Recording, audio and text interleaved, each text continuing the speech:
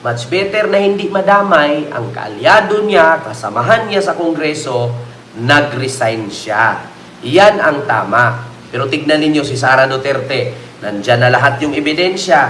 Kaya, kakalkalin na lang. Kaya, hawak na lahat ng ano.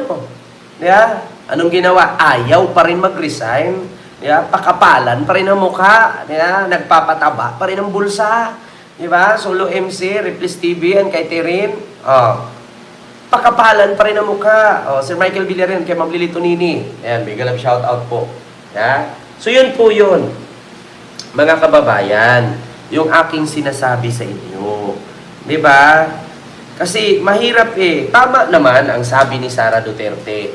Matagal nang alam ni PBBM yung issue dyan sa corruption, kemi-kemi rot. Ang problema lang kasi mga kababayan, Amado, hello po sir. At kay Sir Michael Villarin and kay Dilano, may love shout out. Hindi kasi po pwede mga kababayan na si PBBM, alam mo yung padalos-dalos magdesisyon. No? Kaya nga, diba, sinagot nga ni Yussi Claire Castro itong patutsada ni Sara na matagal na daw alam ni PBBM. Ito saan ba yung sabi ni Sara? Ito, pakinggan nyo mga kababayan. Ito yung sabi ni Sara. May ads lang po Ito. Scientists at Harvard just Wait lang witnessed mga kababayan. during a routine study of sound frequencies. Imposibleng walang alam, Pangulo, sa nangyayari sa pera ng taong bayan ayon kay Vice President Sara Duterte. Paliwanag ng pangalawang Pangulo, matagal nang alam ni Pangulong Ferdinand Marcos Jr. kung paano ginagalaw ang budget ng bansa. Ngunit wala aniyang ginawa si PBBM at nag-appoint pa ng House Speaker na umano'y sangkot sa isang bribery case. Gusto ko lang reaksyonan mga kababayan. Yung sinabi ni Sara na matagal nang alam ni PBBM, yes. Totoo yan. Presidente ka pa ba, hindi mo alam. Si Sara nga na Vice President lang, alam niya eh. Totoo yan, alam ni PBBM. Pero hindi naman kasi si PBBM utak kriminal. Kung utak kriminal lang si PBBM, matagal nang pinagpapatay niya yung mga nasa Congress at nasa Senado. Maskin si Sara, unang natumba yan. Kung utak kriminal lang si PBBM. Ang problema lang kasi mga kababayan, si PBBM gusto niya idaan sa due process. Gusto niya makita ng taong bayan. Di ba? Ayaw niya yung siya yung magdesisyon. Kasi hindi naman siya di ba? Anong kwenta ng taga-Supreme Court? Di ba, Ma'am Rosana Ragudo? Anong kwenta ng Senado? Anong kwenta ng Kongreso? Anong kwenta ng Ombudsman? Kung si PBBM ang gagalaw.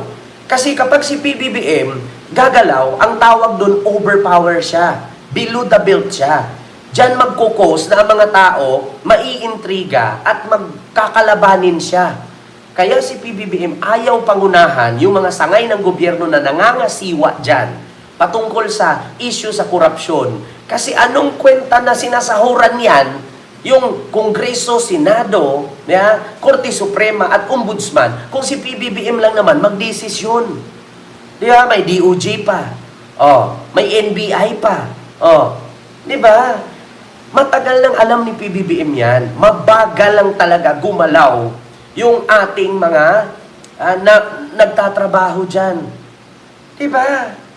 Matagal nang alam ni Marcos yan, Sara. Maskin ikaw matagal mong alam. Kung si PBBM, pareho lang ng utak ng tatay mo, ikaw yung unang natumba. Ikaw yung unang patay na. Di ba? Ito pa. Alam nga nung bata na nakikinig lang at nanonood lang ng balita at nagbabasa lang ng budget. Presidente pa, hindi niya alam. Unang-una, sinabi ko na noon, nag-appoint siya, nagpumili siya ng speaker na involved sa bribery nakalagay sa isang kaso doon sa Amerika. Actually, mga kababayan, hindi po si PBBM ang nag-appoint niyan, Sara. Huwag na po tayong magpakatanga. Saan galing kuweba ka ba na hindi mo alam? Saan galing lupaalop ng mundo? Galing ka ba sa Agartha? Kakalabas mo ba lang galing Gibiringan? Diyos ko, hindi si PBBM nag-appoint ng House Speaker. Ang nag-appoint ng House Speaker, tanungin mo yung kapatid mo kasi di ba congressman ang kapatid mo? Ang nag-appoint ng House Speaker, yung mga kapwa congressman ni Martin Romualdez, walang kinalaman si Marcos dyan. Kung ano yung pinagbutuhan, yun yung pinaupo. Oo. So, ibig sabihin ba, nag-appoint din si PBBM ng isang Vice President na kurakot? Nag-appoint si PBBM ng isang Vice President na walang kwenta? Diba? Puro ka lang paninira, puro ka lang paninisi, wala ka namang gawa. Yeah, puro ka lang gawa. Oo, Sir Michael. Diba? So sabihin mo, nag-appoint si PBBM ng isang may kaso sa Amerika. Hindi si PBBM nag-appoint niyan, Sara. Yung mga kongresista na bumuto kay Romualdez na gawin siyang House Speaker. Diba? Oh, continue. So anong nangyari sa budget natin? Narakitiling din yung budget natin. Kaya para sa Vice Presidente, masyado ng delay ang binuo ni Pangulong Marcos Jr. na Independent Commission. Masyadong delay talaga, Diyos ko. Totoo yan, lahat ng mga sinasabi ni Sara ngayon, mga kababayan, sasang-ayunan natin. Bakit? Anong sabi ng doktor at nurse? Intindihin natin, sasang-ayunan, kasi baka magwala. Diba? O, lahat po ng sinabi ni Sara, totoo yan. Delay, huli na yung pagbuo ni PBBM ng Independent Commission. Bakit?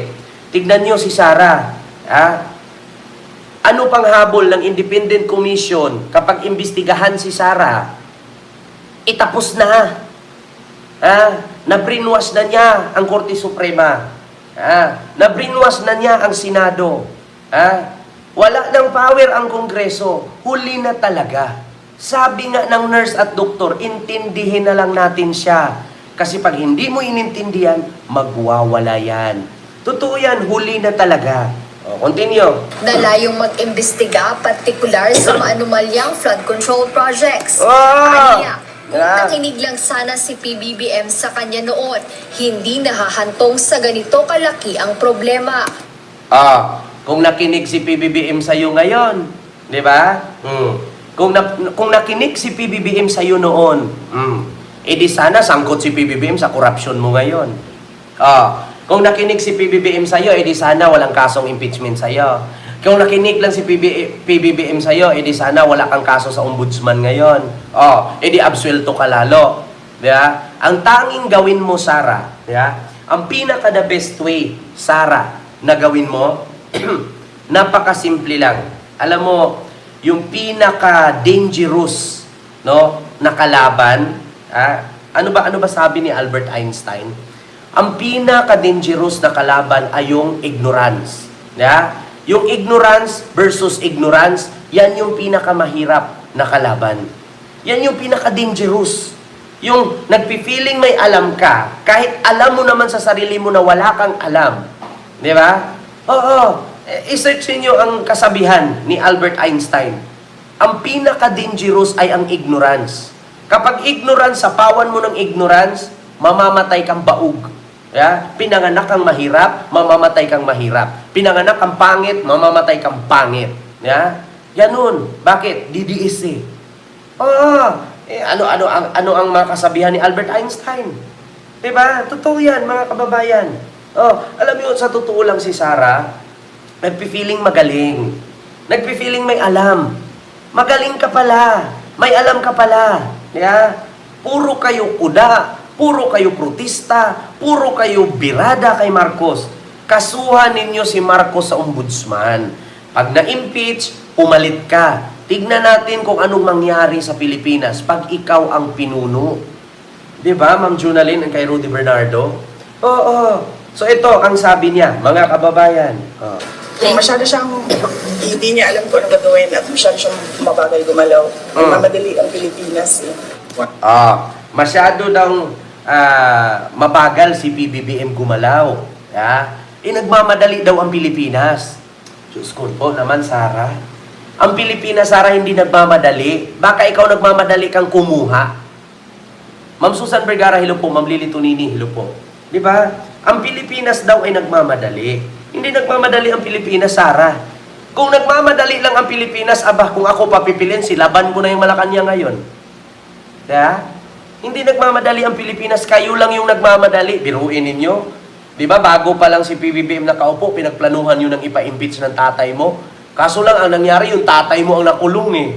Di ba? Kayo yung nagmamadali, Sara. Hindi ang Pilipinas. Huwag mong idamay ang Pilipinas, Sara. Take note, lahat ng tao galit sa'yo, kunti na lang naniniwala sa'yo. Tingnan nyo nga ang mga DDS nag-rally doon, mas marami pa yung viewers ko eh. Di ba? Huwag mong idamay ang Pilipinas. Ma'am Arlene, hello po. Hindi Pilipinas ang nagmamadali, Sara. Kayo ang nagmamadali. Ito, ano ang sagot ni Yusek Claire Castro? Panoorin ninyo kung paano siya binara ni Yusek, mga kababayan. Itong si Sara. Wait lang, may ads lang. New user get 8% off hotels.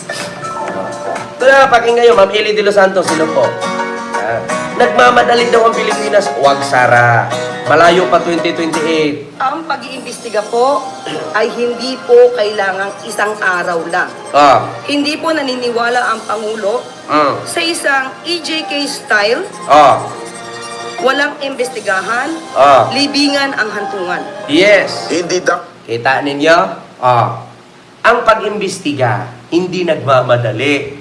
Ayaw ni PBBM ng EJK style, yung extrajudicial killings. Sa sobrang pagmamadali, libingan ang hahantungan.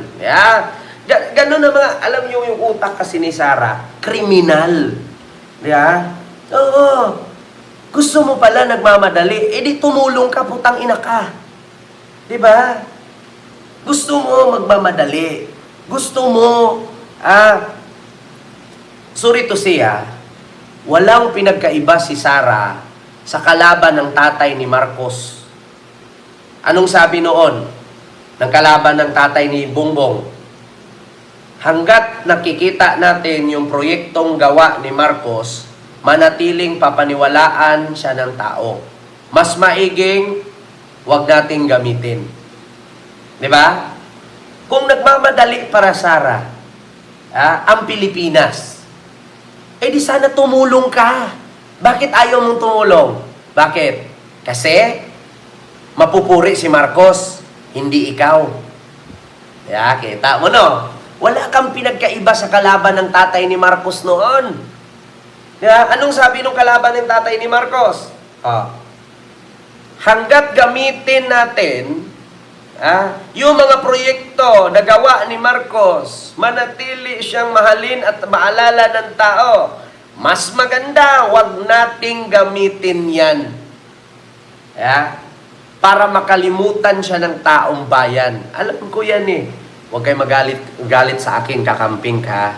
Which is, narinig ko mismo yan on call. Diba? Yung pag-uusap ni Ramos at ni X. Diba? Walang pinagkaiba si Sara, pero yun, iba yun. Diba? Iba din to. Nagnakaw to eh. Hanggat si Marcos nakita ng tao ang kanyang nagawa, hindi siya makakalimutan. Much better na wag nating tulungan. Kasi tayo tumulong, siya ang pinuri. Diba, Ma'am Winnie Artos? Ma'am Ima Matiko, silo po. Ganun yan, sakit ni Sara. Kita mo, sabi ni Yusek Claire, ang Pangulo, hindi nagbe-base sa AGK style. Walang proseso, patay ang hantungan. Patayan. Pagmadaliin ang investigasyon sa anomalya sa flood control projects. Ito ang iginiit ng Malacanang kasunod ng panibagong patikos ni Vice President Sara Duterte na mabagal umano ang administrasyon sa pag-aksyon sa issue. Ayon sa Vice Presidente, kung nakinig lang sana sa kanya si PBBM noon, hindi nahahantong pa sa ganito ang sitwasyon ng bansa. Ano pa bang komisyon, anong truth commission, anong investigative body pa ang kailangan mo? Nandyan na yung budget, nakikita natin kung paano siya kinuha. Diba dapat nun, diretsyo mo na gawin, tanggalin mo na yung speaker mo, ayusin mo na yung, sabihan mo na yung mga kaalyado mo. Sara, napaka-unfair mo naman. Nakita na daw ni PBBM na ang budget, alam daw ni PBBM kung paano ginamit. Mabilis lang naman daw aksyonan. Tanggalin ang House Speaker, ipakulong yung mga kaalyado na nangungurakot, di sana, Sara, inuna ka. Di ba? Alam mo si Sara, parang galing siya sa ilalim ng kuweba eh. Alam niyo yung lalabas siya na parang walang kasalanan. Alam niyo parang virgin na hindi pa nakantot. Parang ganun, di ba? Yung parang hindi pa nakatikim maskin daliri. Oo, parang ganun siya ka-fresh. Di ba? Alam daw ni PBBM kung paano kinuha ang pera. Paano kinurakot. Di sana dapat inuna ka ni PBBM. Di ba? Huwag niyong turuan yung tao maging kriminal. Bakit? Kasi meron nga tayong kasabihan, mga kababayan. Tell me who your friends are and I will tell you who you are. Di ba? Si PBBM, kung tanungin mo, halos lahat ng kasama ni Sara, lahat yung may drug lord, may addict, may drug pusher, may kurakot, may mga problema, may mga kasong plunder. Si PBBM, sino ba makasama ni PBBM sa ngayon? Wala siyang katuwang, siya lang nagsolo. Di ba? Diyos mio, Marimar, Sara. Kala mo naman parang parang bagong sibol ka lang, yung kakaregla lang, walang alam sa bundo. Di ba? Oo, walang ganun, Sara. Tigil mo yan. Iinom mo ng gasolina yan. Tapos ilaban mo yung sarili mo. Tapos ang problema sa bansa. Alam mo, sa totoo lang, ang dami-daming problema sa Pilipinas, Sara. Nagbibigay ka na nga lang ng advice sa media, wala pang kwenta. Diba? Kita nyo, mga kababayan, ang laki ng problema sa Pilipinas ngayon pagdating sa korupsyon. Tapos magpapapreskon ka lang, wala ka namang naitulong. Diba? Magbibigay ka ng advice, wala pang kwenta. Dapat ang sabihin mo, tayo, ninakawan na tayo, di ba? So anong dapat natin gawin? Tulungan natin ang presidente na mag-imbestiga para mapanagot ang mga nagnakaw. Hindi yung tao na hindi ka naman inaano, di ba? Pag-iinitan mo. Di ba? Diyos ko, Sara. Hindi porket maraming nanonood sa'yo sa media, ay ikaw na ang tama. Take note, hindi mo nga kayang punuin yung EDSA. Nagtawag pa nga kayo ng rally, pati kasundaluhan at mga reservist. Diba? Tinatawagan nyo pa. Ayaw nga makipagsama sa inyo kasi nga, nabulgar na yung baho ninyo. Lagi nyong pagkatandaan, Vice President Sara, lagi mong pagkatandaan, mas mabaho ka pa sa puki na hindi hinuhugasan. Diba? Yan ang tandaan mo. Oo, hindi ka na kailanman hindi ka babango. Kahit maligo ka pa ng anong klaseng pabango, hindi ka na mabango. Mabaho ka sa puking walang hugas. Yan ang totoo. Diba? Huwag mo nang pabanguhin yung sarili mo. Amoy pituchi ka na. Yun ang totoo. Amoy pituchi. Oo, ganun yun, mga kababayan. Kahit anong pabango niya sa social media, hindi na babango yan. Ang daming ang didiis na bubo dyan, naging matalino ngayon eh. Di ba? Bakit? Oo nga, kung wala siyang kasalanan, dapat hinayaan niyang ungkatin. Kung ano man ang laman ng bank account niya, dapat hinayaan niyang ungkatin sa Kongreso, sa Senado, kung ano man yung trial sa impeachment niya, bakit hinarang nila? Kasi nga may tinatago. Di ba?